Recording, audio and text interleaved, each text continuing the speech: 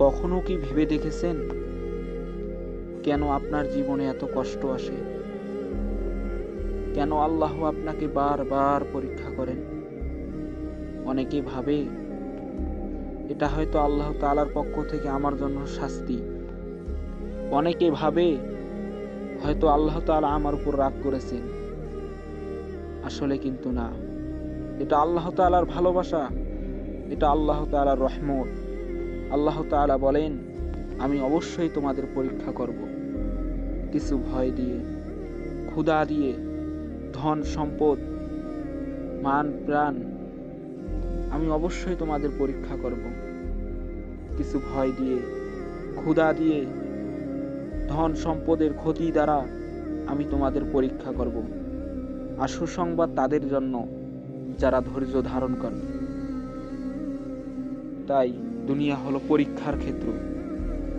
এখানে আল্লাহ তাআলা তার প্রিয় বান্দাদেরকে পরীক্ষা করেন। নবী আইয়ুব আলাইহিস সালাতু ওয়াস সালাম ছিলেন অসুস্থ, কিন্তু কখনো অভিযোগ করেননি আল্লাহ তাআলার কাছে। নবী ইউসুফ আলাইহিস সালাতু ওয়াস সালাম ছিলেন কারাগারে বন্দী, তবু আল্লাহ তাআলার প্রতি ছিলেন ধৈর্যশীল। আর নবী ইব্রাহিম আলাইহিস সালাতু ওয়াস সালাম তার প্রিয় সন্তানকে কুরবানি করার জন্য পরীক্ষায় উত্তীর্ণ হয়েছিল। তাই কষ্ট মানেই শাস্তি নয়, কষ্ট মানেই আল্লাহ তোমাকে আরো কাছের মানুষ বানাতে চান। আল্লাহ বলেন, ধৈর্যশীলদের প্রতিদান আমি সীমাহীনভাবে দেব। সুবহানাল্লাহ। তাই যখন কষ্ট আসে হতাশ হইও না, বরং আল্লাহ আমি তোমার উপর ভরসা রাখছি, আল্লাহ তাআলা আমি তোমাকে বিশ্বাস করি। মনে রাখো, যত কঠিন পরীক্ষা তত বড় পুরস্কার।